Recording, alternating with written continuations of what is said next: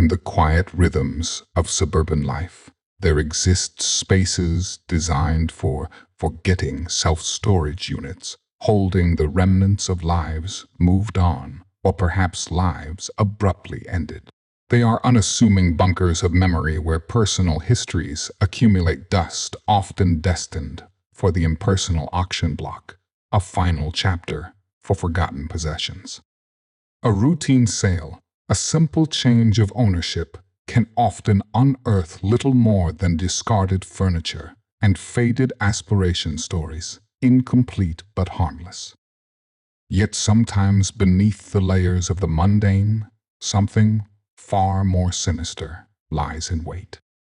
A carefully sealed past, a life deliberately erased, can persist in the shadows, defying the passage of time, an echo reaching out from years gone by. It speaks of a calculated intent, a chilling secret meant to be buried forever. What profound truth can emerge from such an unassuming vault, demanding justice, years after the world presumed all hope was lost? In Crestwood, a town priding itself on its tranquil uniformity, a familiar Saturday morning ritual unfolded. Within the functional corrugated expanse of Gateway self-storage, amidst endless rows of identical metal doors, the routine monthly auction of defaulted units commenced. These were not mere repositories of forgotten belongings, but silent archives of lives, abruptly relocated, or perhaps simply abandoned. For most in attendance, it presented a transactional opportunity, a chance to unearth a hidden gem or salvageable surplus from the anonymous narratives of strangers. A faint industrial tang laced the air, punctuated by the auctioneer's staccato calls and the occasional metallic clang of a door being unlatched. Among the assembled professional buyers and idle spectators stood Arthur Finch. His quiet demeanor, almost unremarkable, veiled a formidable, discerning mind. Spectacles precisely positioned his practiced gaze, meticulously assessed each unit, much like an archaeologist sifting through layers of history. Arthur sought more than simple profit. He was drawn to the vestiges of personal stories left behind, the poignant echoes contained within these overlooked spaces. He understood that beneath the surface of discarded possessions, an inherent value, whether tangible or testimonial, often lay waiting. His presence itself was an affirmation. Even the most unassuming container could harbor secrets of profound significance. The auctioneer, a man of booming voice and relentless cadence, called out the units in succession. Each briefly raised door offered a fleeting, tantalizing glimpse into a life paused or irrevocably altered. Most revealed the predictable, dusty furniture, water-stained boxes of ephemera exercise equipment destined for more neglect. Then, Unit 212 was announced. Its galvanized steel door, etched with years of grime and patches of tenacious rust, offered little hint of what lay within. The corroded handle and a freshly cut heavy-duty padlock resting on the concrete beside it marked a definitive transfer of dominion. Inside, a deep shadow obscured its precise contents, making them indiscernible from the narrow viewing aperture. Content sold as his buyer. Beware no guarantees. The auctioneer recited his words, a customary drone. The bids were sparse, reflecting the unit's outwardly mundane appearance. No obvious high-value items or striking antiques were visible. Yet Arthur Finch felt an insistent, almost physical pull toward Unit 12. There was a particular unsettling stillness emanating from its depths, a quality distinct from mere disuse. With a measured, deliberate nod, he offered a final, modest bid. The hammer fell, its sound resonating with an unexpected finality in the quiet morning. Unit 212 was now its veiled contents, a new, unsettling responsibility.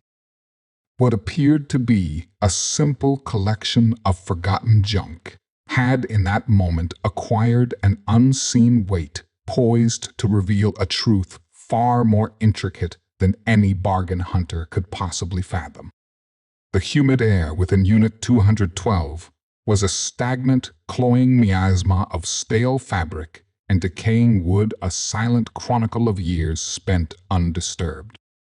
Arthur Finch, true to his meticulous disposition, approached the task of emptying the unit, not as a simple disposal, but as a deliberate archaeological endeavor. His gloved hands moved with careful precision, systematically classifying each item before its removal. Initially, the discoveries were entirely expected: a chipped dining table, a jumbled box of antiquated Christmas lights, a stack of curling yellowed magazines. Each piece, a mundane relic, spoke of an ordinary life easily overlooked. Yet as the layers of time and detritus were peeled back, a different kind of artifact began to surface. Tucked between a worn armchair and a stack of tarnished picture frames, he unearthed a child's teddy bear. Its once bright fur was now matted and faded, a single button eye fixated with an unsettling, unwavering gaze. The bear appeared oddly preserved, almost reverently, placed a stark contrast to the surrounding clutter. Deeper within, draped across a collapsed cardboard wardrobe, lay a delicate rose-hued prom dress. Its sequins were dulled, the silk crinkled but remarkably intact, a ghostly whisper of youthful dreams, and a moment once celebrated. Arthur's steady rhythm faltered, a nascent sense of unease stirring as these intensely personal yet seemingly incongruous fragments of a young existence materialized. Next, his fingers brushed against a dusty photo album. It was not carelessly discarded, rested atop a stack of blank artist canvases as if awaiting admiration. Its pages, stiff with the weight of time, held a visual narrative: a gap-toothed smile on a swing, an awkward preteen with braces, a radiant teenager beaming at a birthday celebration.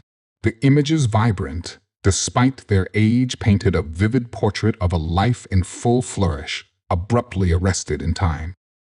These were more than mere abandoned objects. They were carefully curated memories, each frame testifying to an individual story. A shiver of premonition traced Arthur's spine. Collection felt too deliberate, too carefully tended amidst the general neglect of a forgotten space. His gaze then settled on a weathered wooden trunk tucked into the unit's furthest corner, partially concealed by a moth-eaten rug. Its brass latches were heavily oxidized, yet unbroken. Inside, beneath a superficial layer of old linens, he detected a subtle shift, a hollow echo. With painstaking care, Arthur probed until his fingers found a cleverly constructed false bottom. His hands, usually so firm, trembled almost imperceptibly as he worked it loose. Within the hidden compartment, nestled amongst a scattering of dried potpourri that still offered a faint spectral scent, lay a single, small, laminated name tag. It bore the simple, childlike drawing of a sun, common to school events, and beneath it, printed in neat, unmistakable block letters, Sarah Jensen. The revelation, devoid of overt horror, nevertheless struck Arthur with a profound, chilling impact. It was the calculated preservation, the deliberate act of concealment, that spoke volumes beyond mere words. This was no casual oversight, no accidental detritus of a life hastily packed away. This was the meticulous, almost ritualistic safeguarding of a singular identity, an unsettling monument to a life that had not simply moved on, but had by some dark design been meticulously extinguished and then stored in the deep quiet. The air in the unit, once merely stale, now felt heavy with an unspoken, insidious narrative that defied immediate grasp, a cold case awakened by a simple name.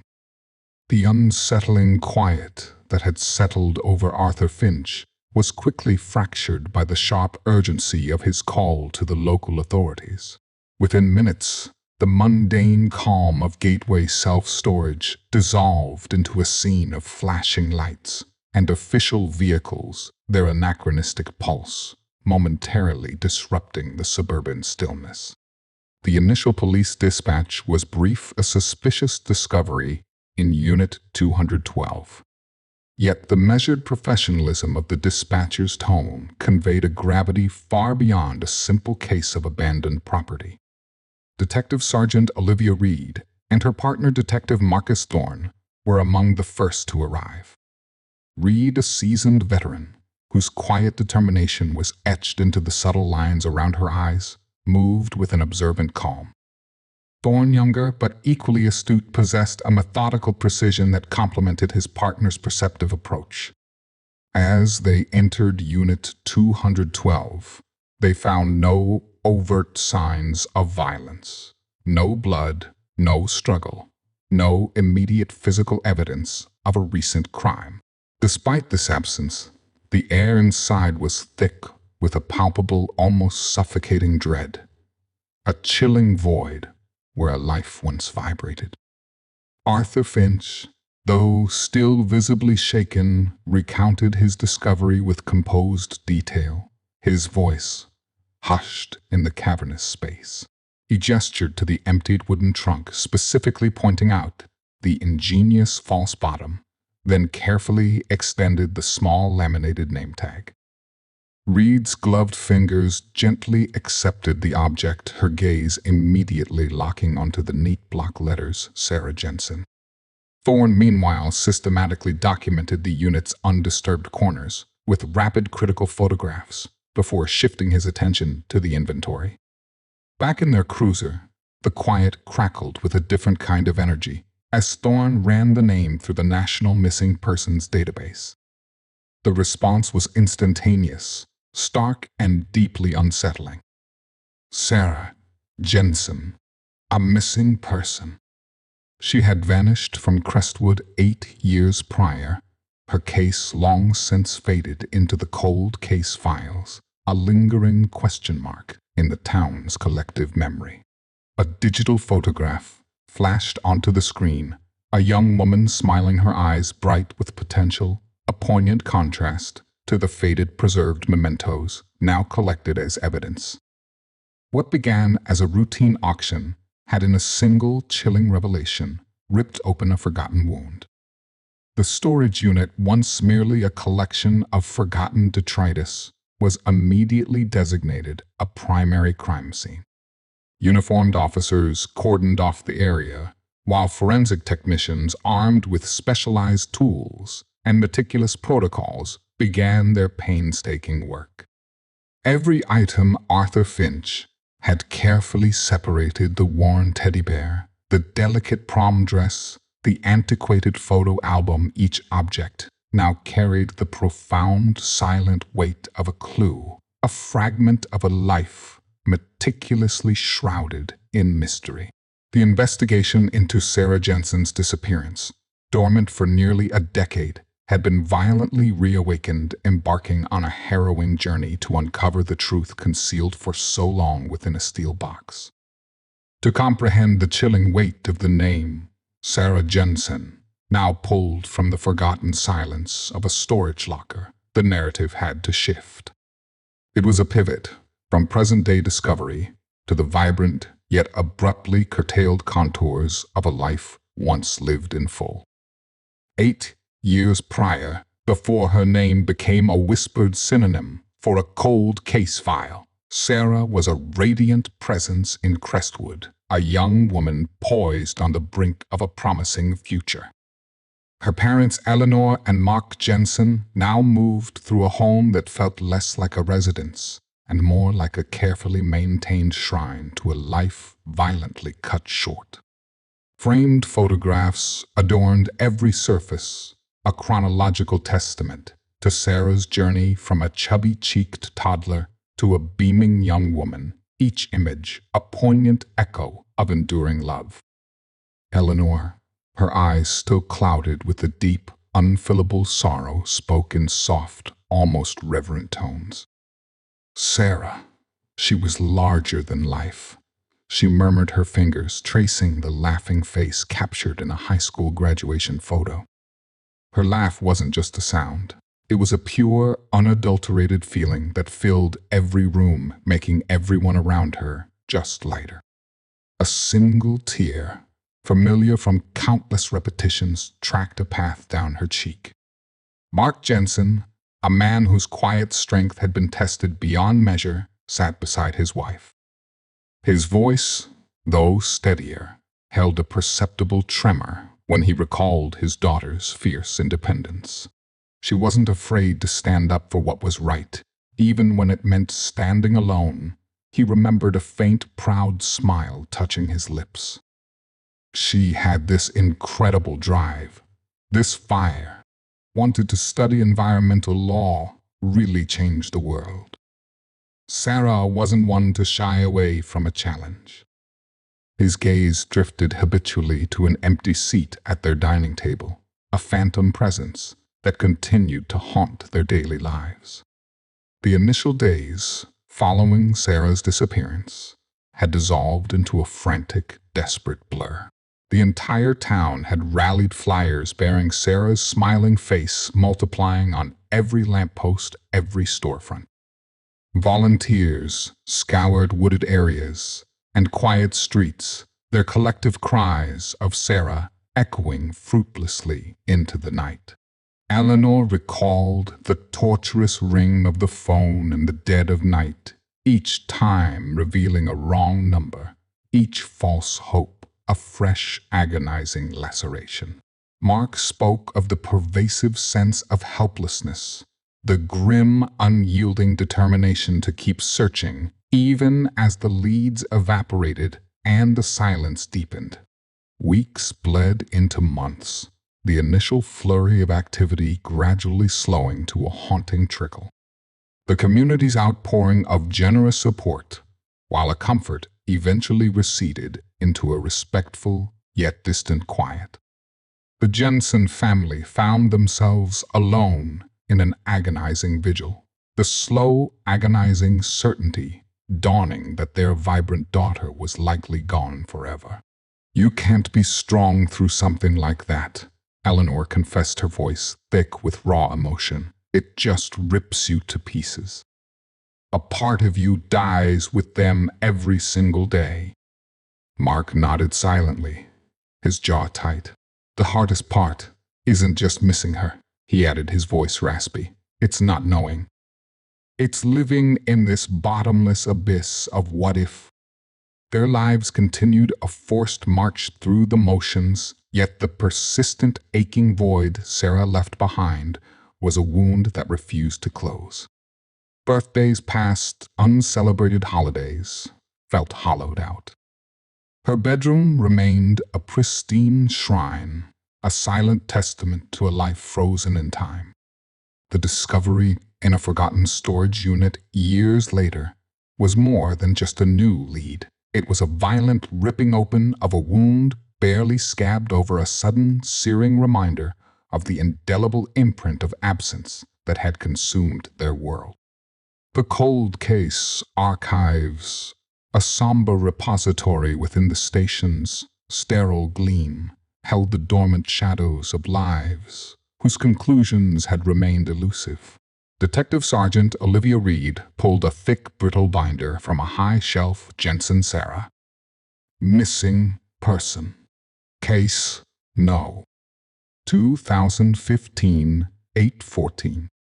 The manila cover, dog-eared and faded, bore the silent judgment of 8 unyielding years, each one a testament to a case that had simply gone cold. Detective Marcus Thorne settled beside her, the soft click of their pens echoing in the quiet room.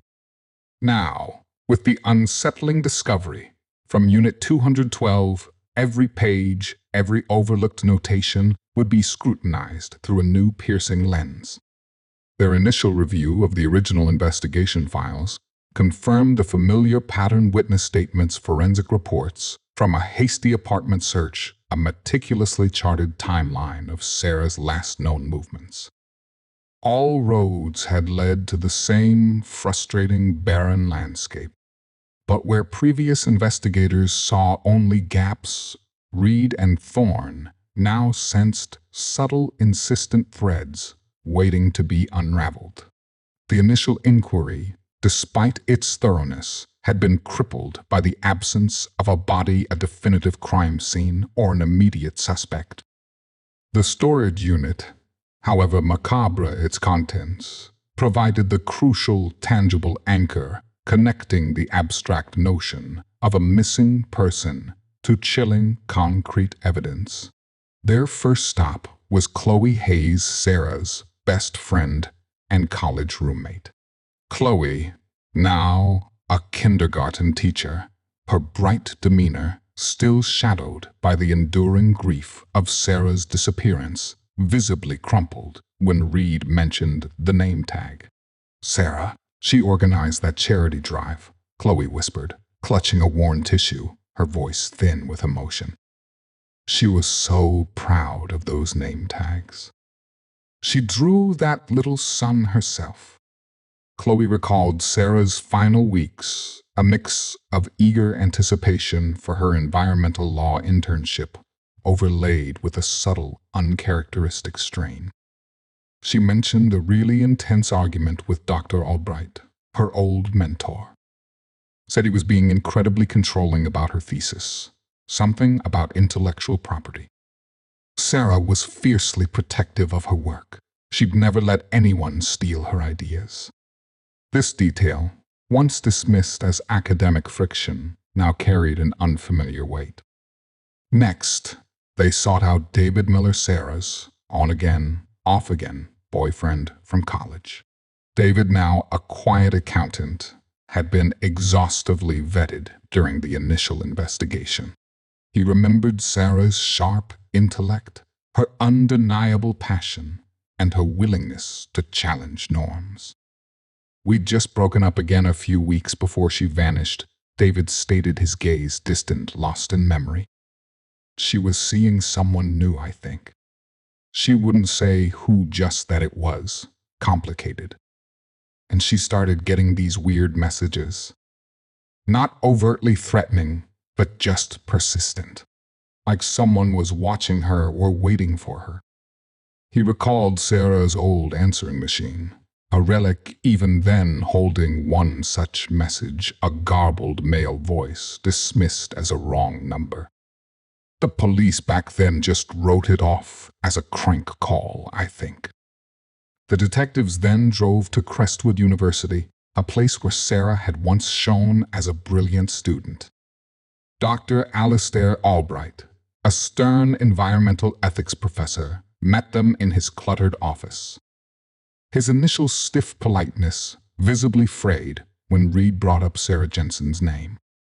He maintained he had only offered rigorous guidance on Sarah's ambitious thesis, which he claimed lacked originality.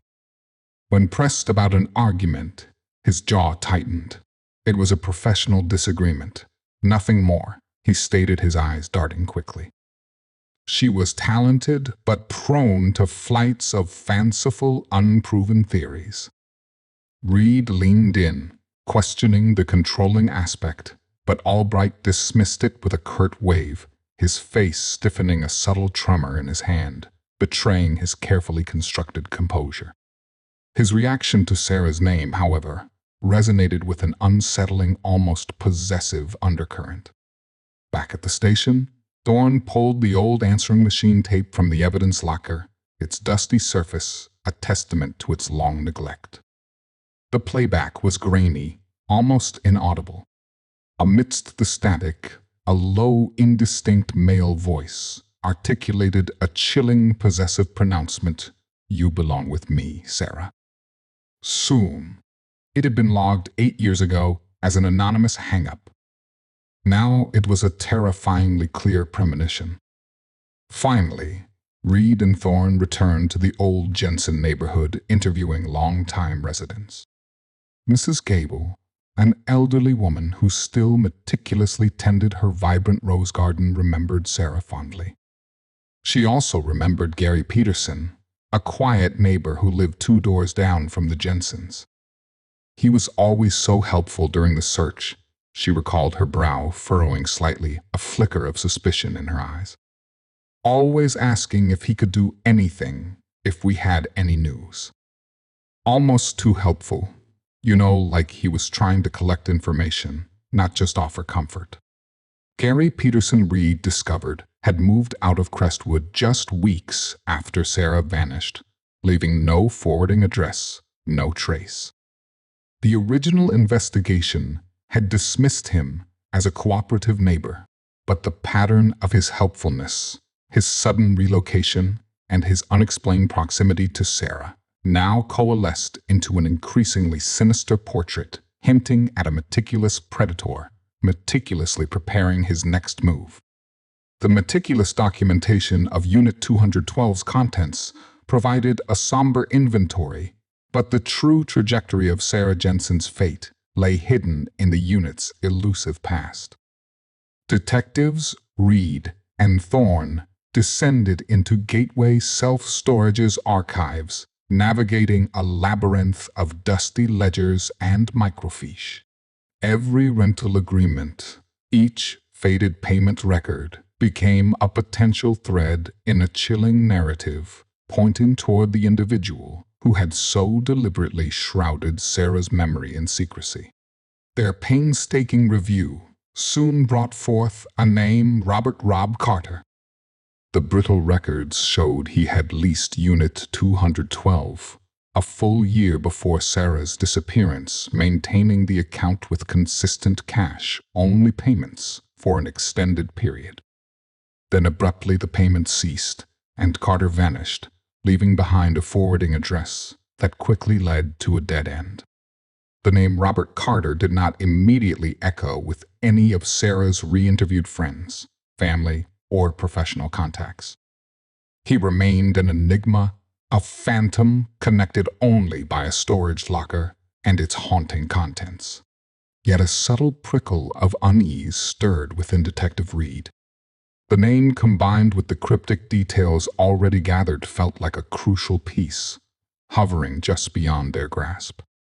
She instructed Thorne to cross-reference Robert Carter against every individual, however fleetingly mentioned, in Sarah Jensen's voluminous original missing person file.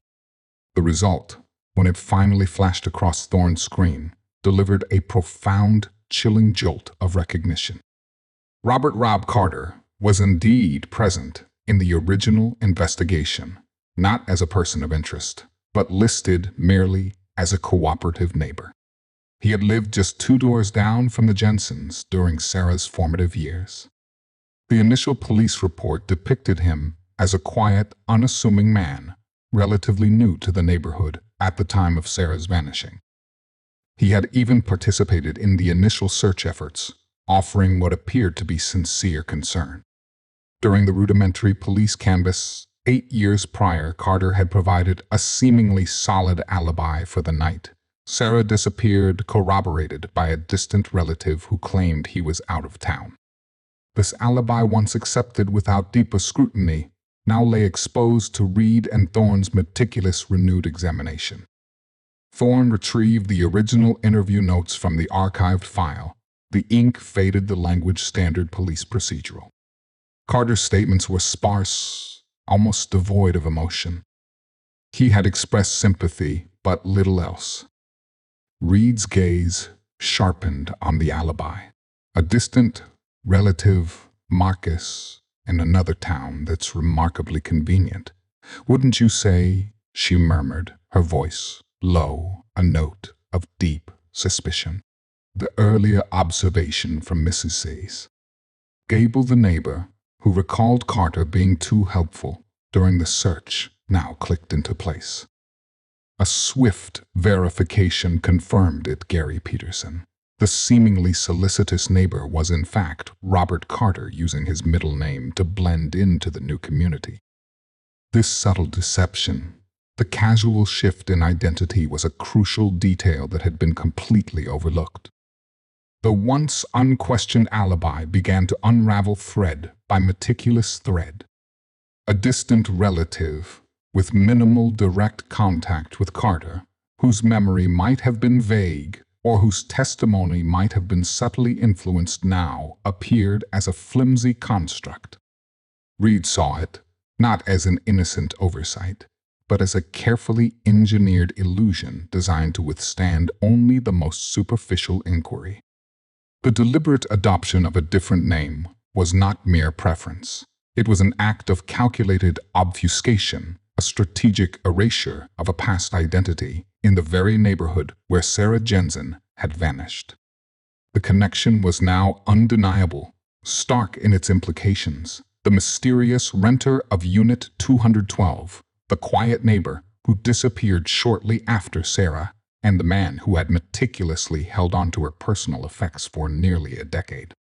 These once disparate threads began to intertwine into a dark, intricate tapestry of long-term intent. The phantom renter finally had a face, a name, and a chillingly precise hidden history that was now irrevocably coming into the stark light of day.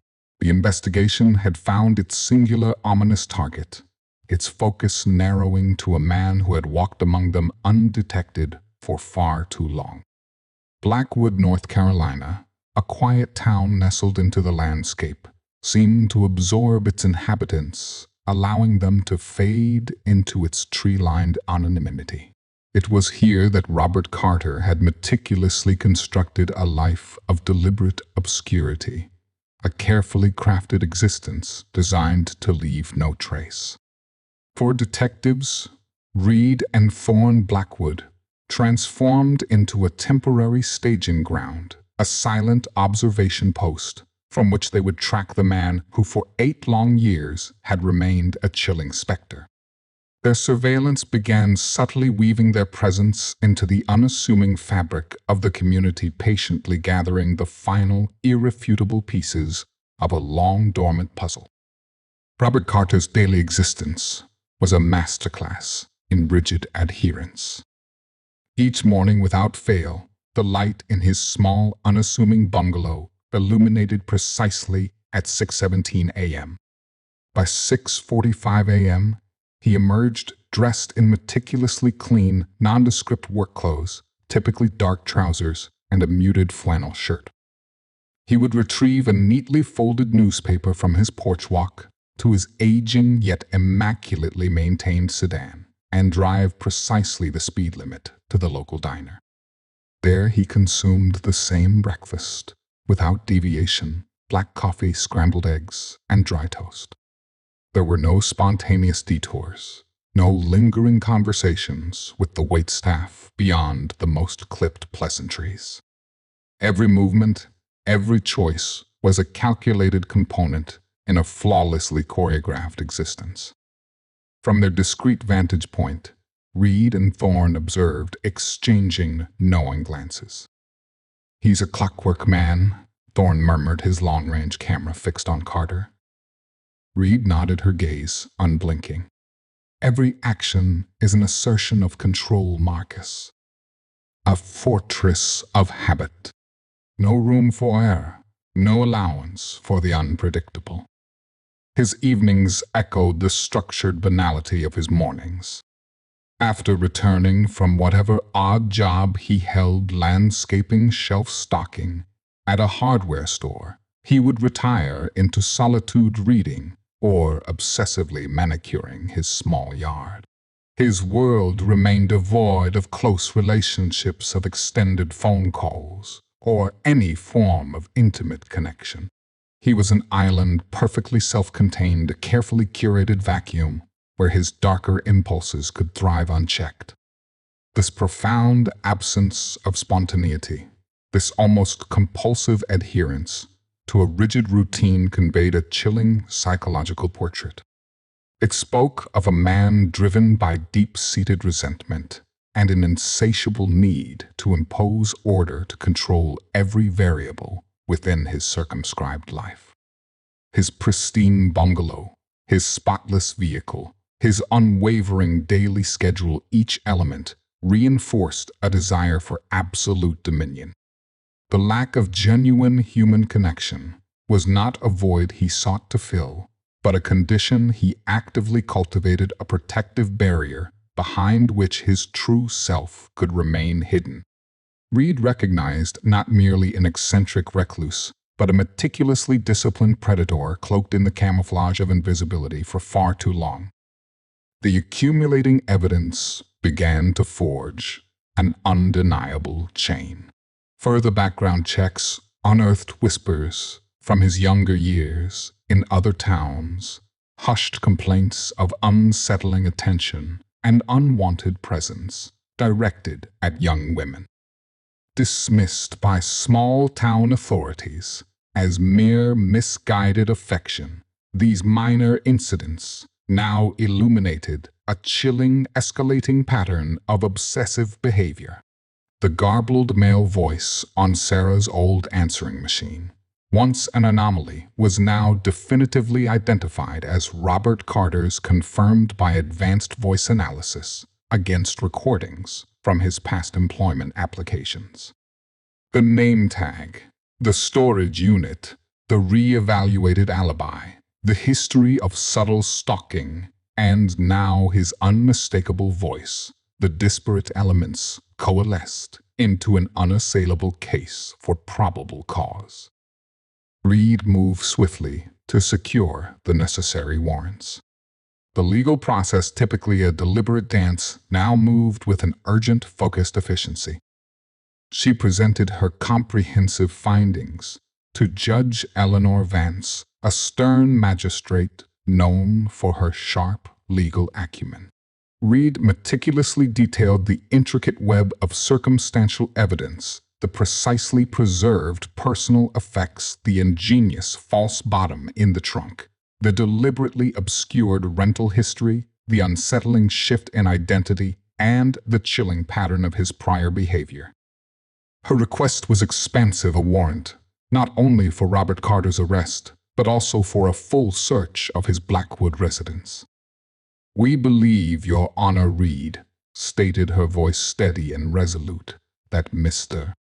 Carter may possess additional evidence, additional mementos, connecting him directly to Sarah Jensen's disappearance, and we now believe her murder."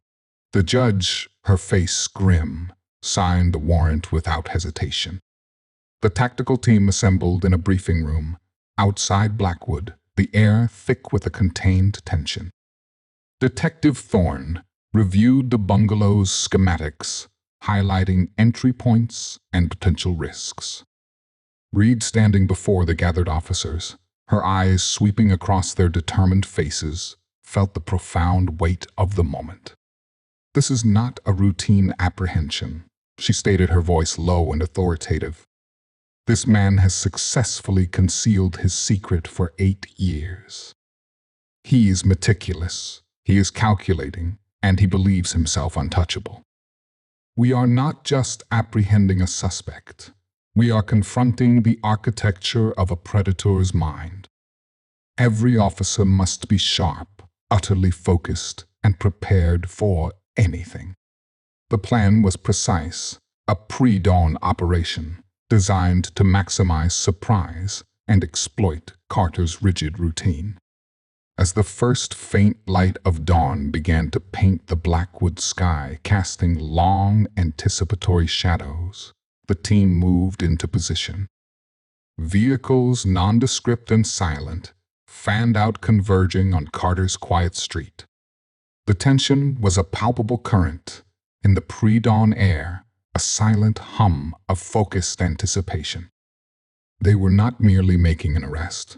They were shattering a meticulously constructed facade, pulling along undetected darkness into the stark glare of accountability. The net, painstakingly woven, was finally closing around the quiet predator. The interrogation room, was a study in sterile utility, a pale metal table, 3 hardback chairs, and the impassive, unblinking lens of a recording camera. Robert Carter sat composed opposite detectives, Reed and Thorne, his posture meticulously straight, hands clasped precisely before him. He presented an unremarkable figure, neatly dressed in neutral tones, radiating an aura of mild, almost polite bewilderment. His apprehension had been smooth, devoid of struggle, his cooperation a veneer of detached civility. Detective Reed recognized this carefully managed composure as a performance, a facade perfected over 8 years of unchallenged secrecy. Detective Reed initiated the exchange, her voice a low, even cadence, deliberately free of any accusatory edge. "Mr. Carter, thank you for agreeing to speak with us. We're pursuing a new lead in an old case, and your name has surfaced. Specifically, in connection with a storage unit you once rented in Crestwood Unit 212 at Gateway Self-Storage." Her gaze remained fixed on him, observing for the slightest fracture. Carter's eyes, while maintaining contact, held a subtle, fleeting flicker, a momentary tension around his jaw at the precise mention of the unit. That particular unit was recently sold at auction. The new owner made a rather unexpected and disturbing discovery. Carter's expression shifted, morphing into a carefully practiced look of mild confusion. "Storage unit, oh yes, Gateway. I recall renting an old unit there for a while. But I relocated from Crestwood years ago, didn't need it anymore. I relinquished it, and I assure you, I know nothing about its current contents, detectives." His voice was flat, controlled, a perfect monotone of feigned ignorance, accompanied by a faint apologetic shrug, as if the matter were entirely inconsequential. Thorne, who had remained a silent, observant presence, slid a laminated photograph across the table. It was an enlarged image of the name tag, the childlike sun-drawing prominent, the name Sarah Jensen, starkly legible beneath it. "Do you recognize this Mr. Carter?" Thorne's voice was direct, a deliberate challenge to Carter's fragile veneer of innocence. Carter's eyes dropped to the photograph. For a microsecond, the carefully constructed mask slipped. His jaw tightened almost imperceptibly, and in his eyes, a flicker of something dark, proprietary registered before his features smoothed back into indifference. "A name tag, no, I don't believe so. Some child's drawing, perhaps my memory for names isn't what it used to be, detective." He pushed the photo back across the table with precise, almost surgical movements. Reed leaned forward slightly, her voice still calm, but now infused with an undeniable current of steel. "The records unequivocally show you maintained the lease for Unit 212 for several years. Your signature is unmistakably clear on every rental agreement, Mr. Carter. And the items discovered inside tell a very specific story. Personal effects, a prom dress, a photo album, and this name tag bearing the names Sarah Jensen, a young woman who vanished from Crestwood 8 years ago. A young woman who we know lived 2 doors down from your residence at the time." The convergence of Sarah's name and Carter's proximity was a carefully calibrated pressure point. Carter shifted a subtle clenching of his hands beneath the table. "Sarah Jensen," he repeated, feigning a moment of strained recollection. "Ah, yes, the Jensen girl. A tragedy, that, but I cooperated fully with the police then. I was out of town visiting family. My alibi was rock solid. He made a vague, dismissive gesture, his attempt at nonchalance now noticeably brittle. Thorne, without preamble, slid another document over a copy of Carter's original rental agreement signed and dated. Beside it, he placed a blown-up image of the Hope for Homeless Pets name tag, the sun drawing unmistakable. This charity drive, Mr. Carter, is where Sarah Jensen created these.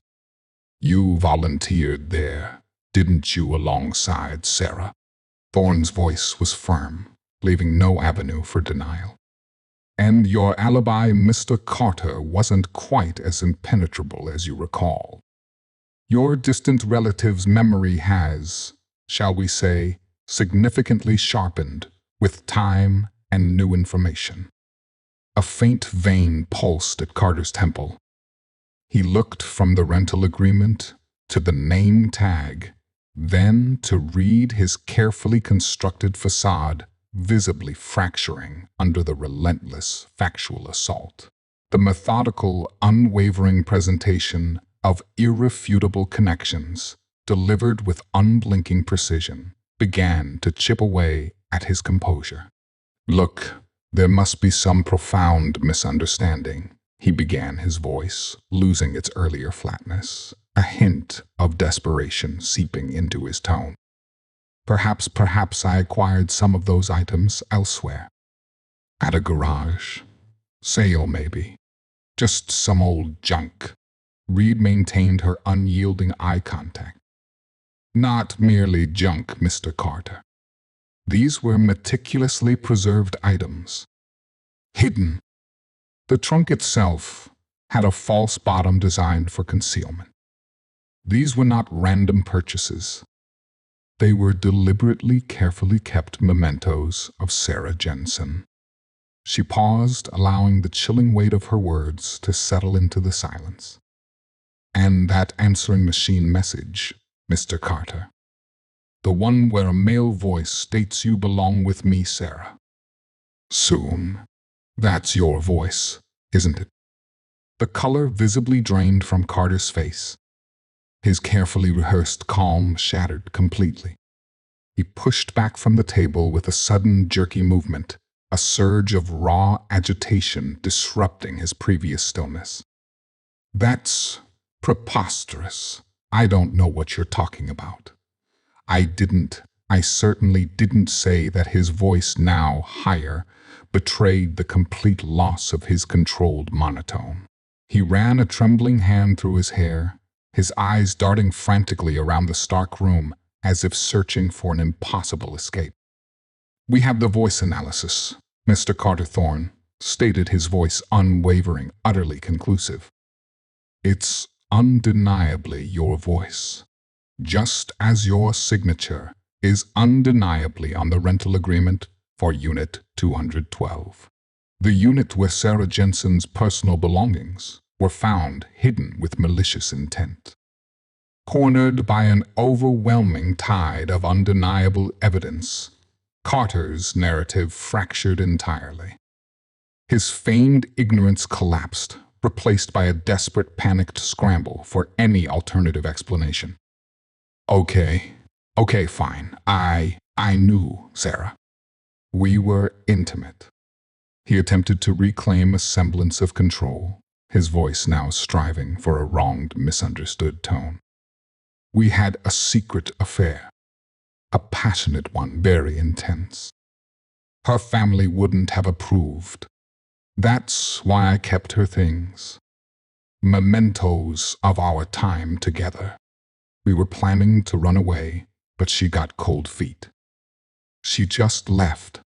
He looked directly at Reed, attempting to gauge her reaction, twisting his predatory obsession into a tragic, unrequited romance. I was heartbroken when she vanished. I never meant any harm. Reed's expression remained impassive, betraying nothing of her internal assessment. The false narrative of a secret affair was a well-worn tactic, a desperate attempt to rationalize the grotesque. But the meticulously preserved items, the deliberate concealment, the chilling voicemail They all spoke of something far more sinister than a heartbroken lover. They spoke of a possessive control that verged on the pathological, a dark undercurrent that was only now beginning to be fully exposed, revealing the true depth of his calculated depravity. Carter's carefully constructed world had finally crumbled. The interrogation had reached its harrowing crescendo. Robert Carter, having shed the flimsy pretense of ignorance, now clutched at the threadbare narrative of a secret passionate affair with Sarah Jensen. This was a desperate, transparent attempt to transform himself into a tragically misunderstood lover, rather than the meticulous predator detectives Reed and Thorne knew him to be. But the detectives had anticipated this exact deflection. They understood the intricate language of deception, and they were armed with irrefutable truths that Carter could not twist or reshape. Detective Thorne, with deliberate slowness, placed a small velvet-lined box onto the cold metal table. He opened it carefully, revealing a delicate silver locket intricately engraved with a single flowings. This Mr. Carter Thorne's voice, cut through the strained silence, was Sarah Jensen's grandmother's locket. She wore it every single day, a constant, tangible link to her family. Her mother, Eleanor, confirmed it was never once out of her sight. Thorne paused, allowing the object's profound personal significance to settle. If you and Sarah truly shared a passionate affair, as you so casually claim, why would this irreplaceable family heirloom be found hidden within Unit 212, not lost, not carelessly discarded, but meticulously concealed alongside other items of such profound personal significance to Sarah?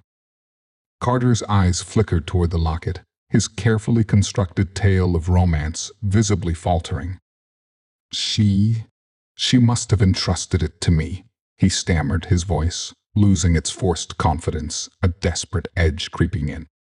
A token of her affection. She trusted me implicitly.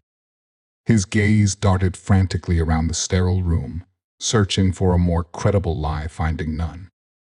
Reed leaned forward, her voice low and penetrating a finely sharpened blade.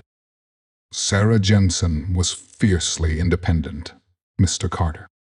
She was not the type of young woman to abandon her entire life, her loving family, or her most cherished possessions for a secret rendezvous, especially not without a single word to those who adored her. This locket, as you can imagine, holds immense sentimental value. Her family believed it to be lost forever.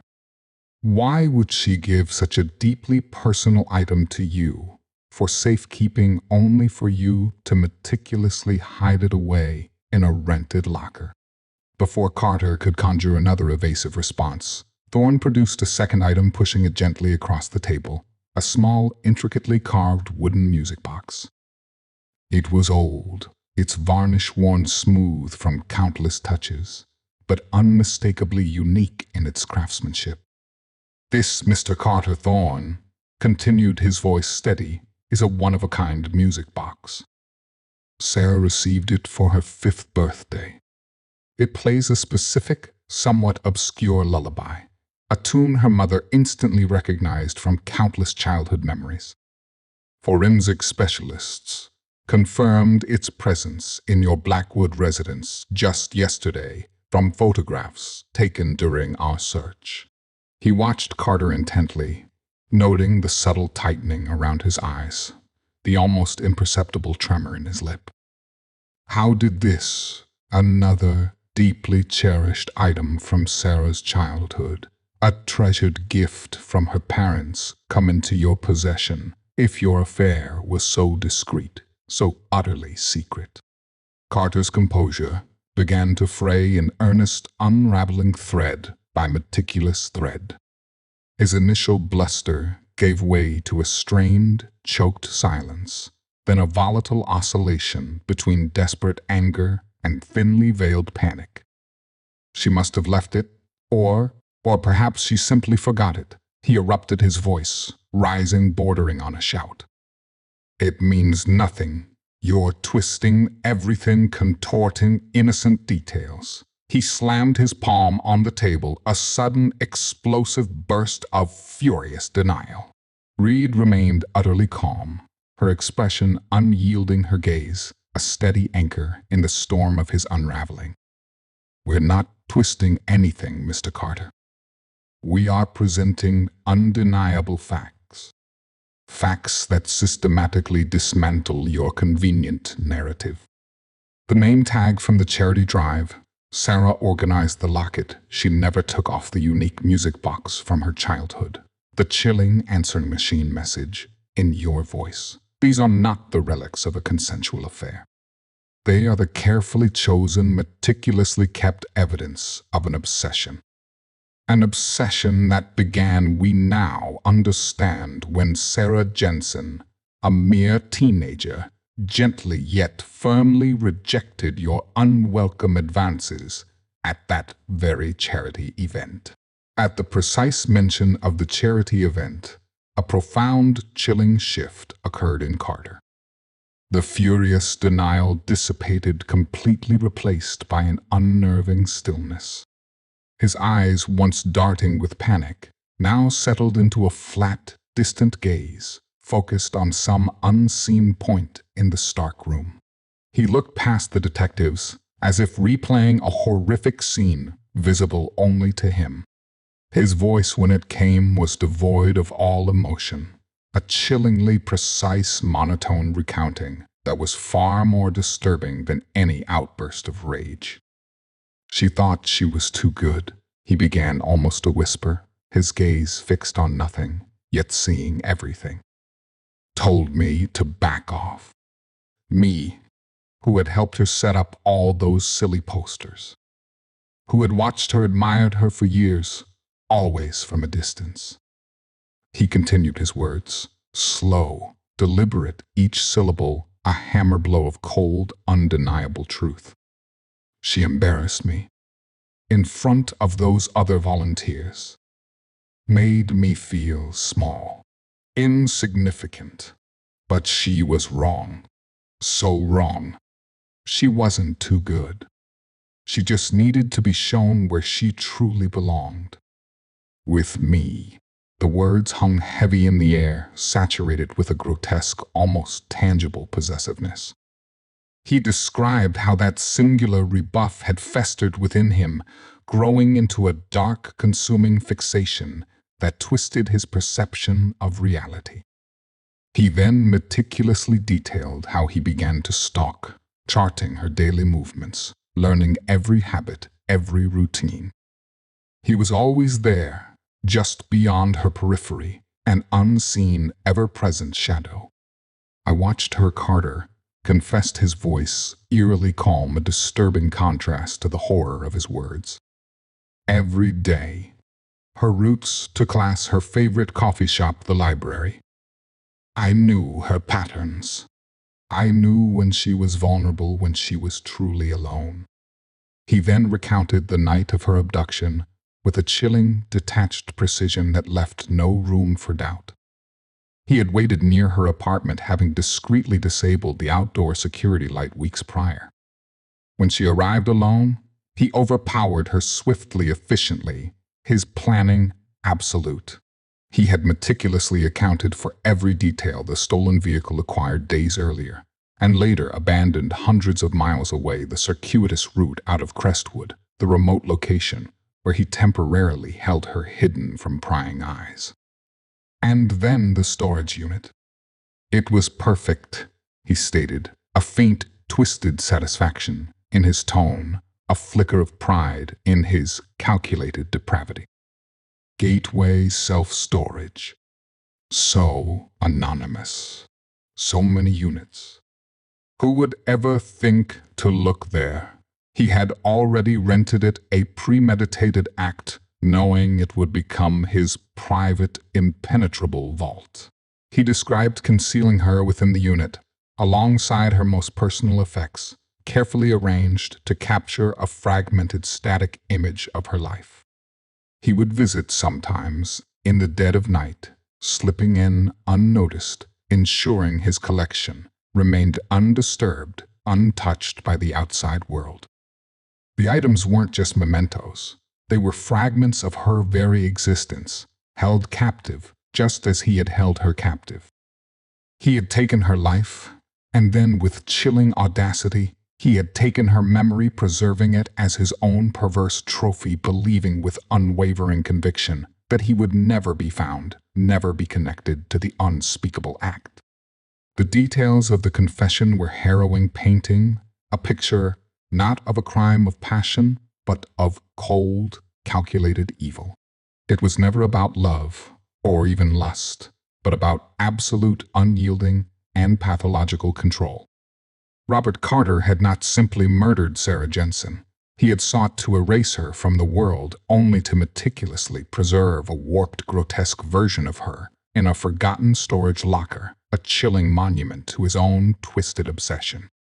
The truth, painstakingly buried for 8 long years, had finally surfaced, an echo of horror now reverberating through the stark walls of the interrogation room, sealing his fate. The grand courtroom, typically an arena for measured legal discourse, transformed into a theater of profound human drama as the trial of Robert Carter commenced. Every seat in the gallery was occupied, a palpable sense of anticipation and raw emotion permeating the air. 8 years of agonizing questions, of a mother's relentless torment, and a father's unwavering search now converged into this singular, momentous pursuit of justice. Presiding with a solemn countenance, Judge Harrison Green maintained absolute focus throughout the proceedings. Assistant District Attorney Julian Vance, the lead prosecutor, began his opening statement with a precise, almost clinical reconstruction of the crime. His voice, clear and unwavering, cut through the pervasive tension. He meticulously outlined the seemingly innocuous discovery at Gateway Self-Storage, detailing how a routine auction had inadvertently unearthed an unnerving truth. This case, Vance declared, gesturing toward a large display of evidence. The worn teddy bear, the faded prom dress, the antiquated photo album, each item carefully cataloged, is not merely about a missing person. It is about a life brutally stolen, and then with cold, deliberate intent, systematically obliterated and secreted away, a monument to a singular twisted obsession. The prosecution's argument was built upon an intricate tapestry of compelling evidence. Vance presented the painstaking paper trail that linked Robert Carter definitively to Unit 212, showcasing the cash payments and the forged forwarding address designed to obscure his identity. He then introduced the physical evidence recovered from the storage unit, the laminated name tag, Sarah's precious locket, the unique music box. Each object, once a vibrant symbol of Sarah's life, now stood as mute yet damning testimony. These were not simply lost possessions. Ladies and gentlemen of the jury, Vance asserted, his gaze sweeping across the jury box. These were trophies, maintained by a man who sought to possess not just a life, but the very essence of a young woman's memory. Detective Sergeant Olivia Reed took the stand first, her voice calm and authoritative as she recounted the unyielding 8-year pursuit of truth. She detailed the initial cold case file, the forgotten leads, and the pivotal moment when Arthur Finch's discovery reignited the investigation. Reed precisely articulated how her team, with renewed focus, had unraveled Carter's carefully constructed alibi, exposed his prior history of insidious stalking behavior, and definitively linked his voice to the chilling answering machine message left for Sarah. Her testimony painted a stark portrait of relentless investigative resolve, of a truth painstakingly extracted from layers of calculated deception. Detective Marcus Thorne followed, presenting the forensic findings from both the storage unit and Carter's Blackwood residence. He described the process of voice analysis, confirming Carter's identity on the menacing tape. Thorne also testified to the calculated precision with which Carter had planned Sarah's abduction and concealment, detailing how the items within the unit were not haphazardly strewn, but arranged with sinister care, creating a perverse shrine. He meticulously described the false bottom in the trunk, the deliberately chosen anonymity of the storage unit, all undeniable indicators of a premeditated act of frigid, predatory malice. Then came the playback of Robert Carter's confession. An absolute profound silence descended upon the courtroom as his flat, emotionless voice filled the room, recounting the horrific details of his dark fixation, Sarah's gentle rejection, the calculated abduction, and the meticulous concealment of her life and possessions. The unsettling monotone, utterly devoid of penitence or genuine emotion, laid bare the depths of his pathological control, a cold, calculated evil that left the jury visibly shaken, some averting their gaze. But the true searing emotional climax arrived with Eleanor Jensen. She walked to the witness stand, her frame trembling, yet her resolve was unyielding. Her husband, Mark, stood by her side, a pillar of silent support. Her voice, though quivering with years of suppressed grief, filled the courtroom with a deep, visceral anguish that commanded absolute silence. She chose not to focus on the horrific specifics of the crime, but on the vibrant, beautiful life that had been so brutally stolen. Sarah was my firstborn, she began, her gaze sweeping past the jury, past the judge, settling finally on Robert Carter. He sat impassive, unblinking, betraying no discernible reaction. She was a light, Eleanor, continued, her voice gaining strength even as tears streamed freely down her face. A vibrant, empathetic, ambitious spirit. You, Robert Carter, snuffed out that brilliance. You didn't just take her life, you stole her future. You stole her dreams of truly changing the world. You stole our joy, our peace, our ability to ever feel truly whole again. Her words, delivered not with hatred, but with a profound, abiding sorrow, articulated the unfathomable chasm of loss he had carved into their lives. For 8 years, we lived in a nightmare of not knowing. You allowed us to suffer. You watched us, perhaps, as we pleaded for answers. While you kept her locked away, a perverse secret, a grisly trophy in your private mausoleum. She leaned forward, her eyes the red-rimmed piercing in their intensity. Sarah Jensen was not yours to take. She was not a possession to be hidden away in the darkness. She was a human being, a beloved daughter, a cherished friend. And you, Robert Carter, must never again be allowed to walk the earth as a free person. Her voice broke on the final word, a primal, guttural cry that reverberated through the stunned courtroom, an unyielding demand for a reckoning that pierced the formal decorum.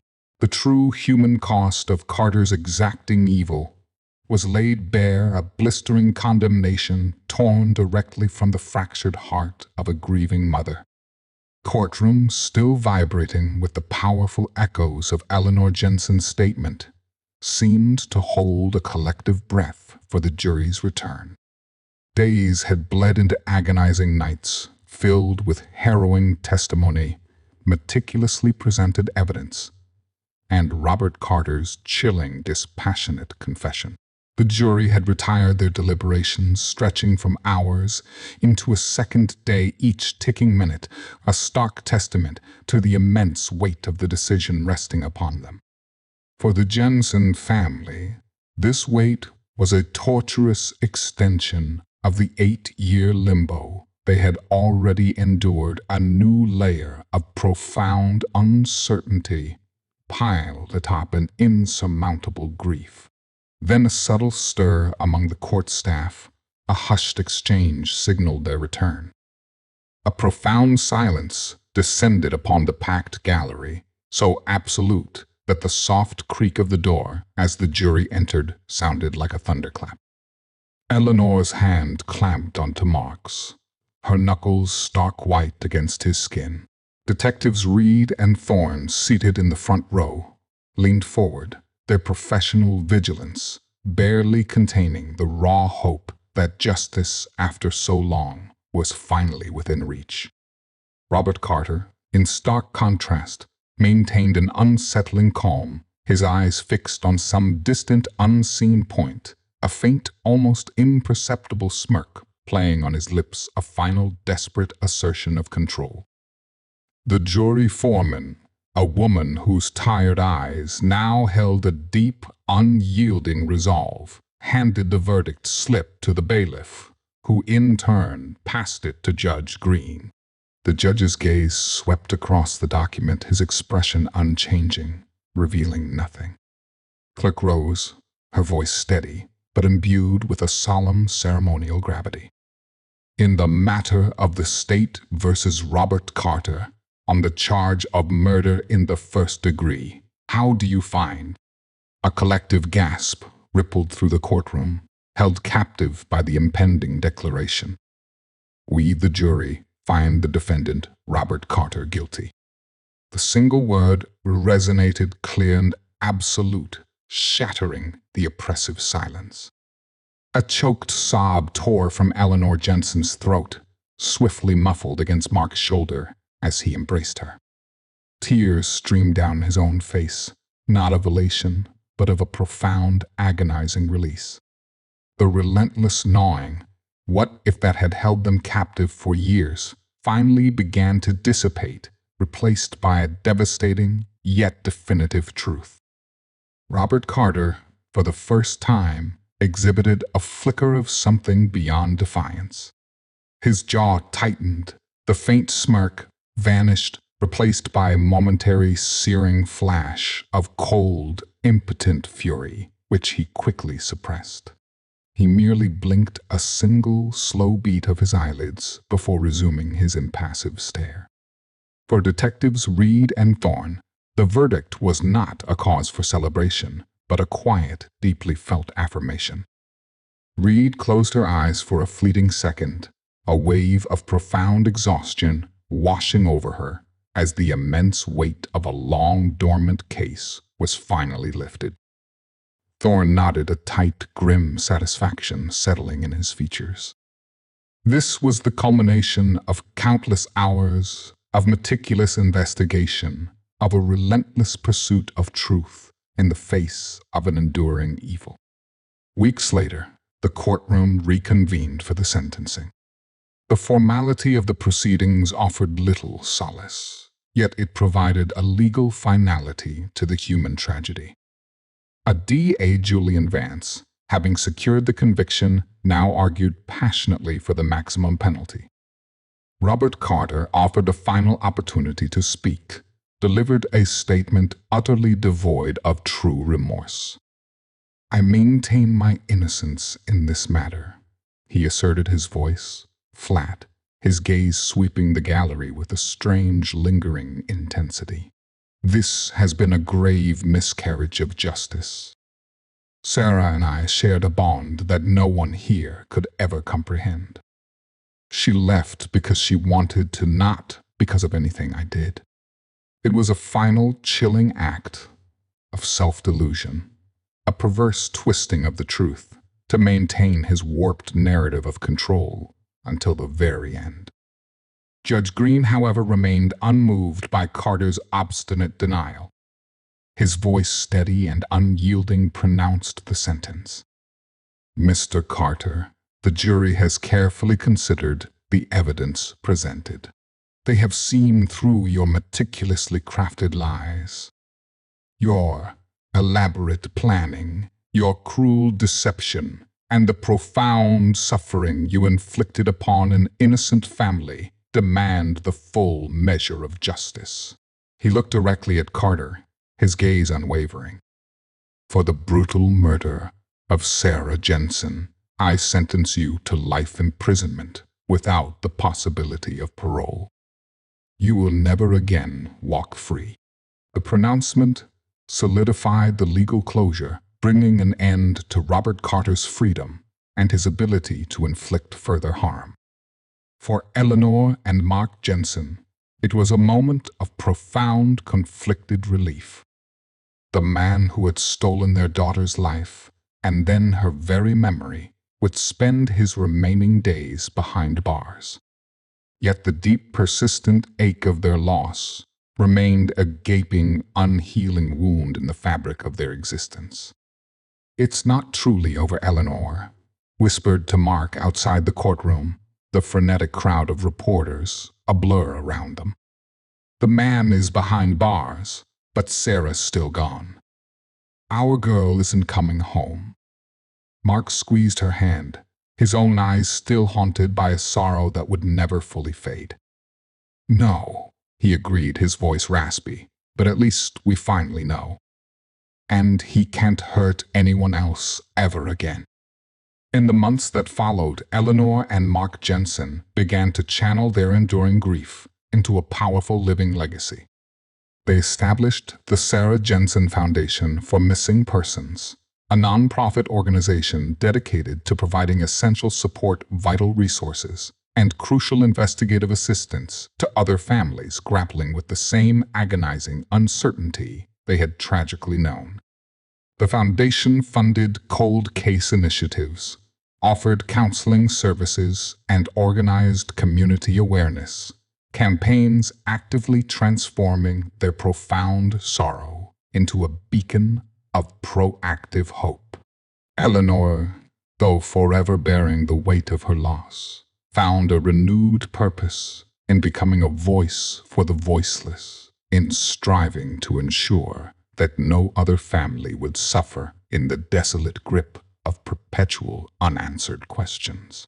Mark, once consumed by a helpless, burning rage, became a tireless advocate, his quiet determination now channeled in providing practical assistance for ongoing searches.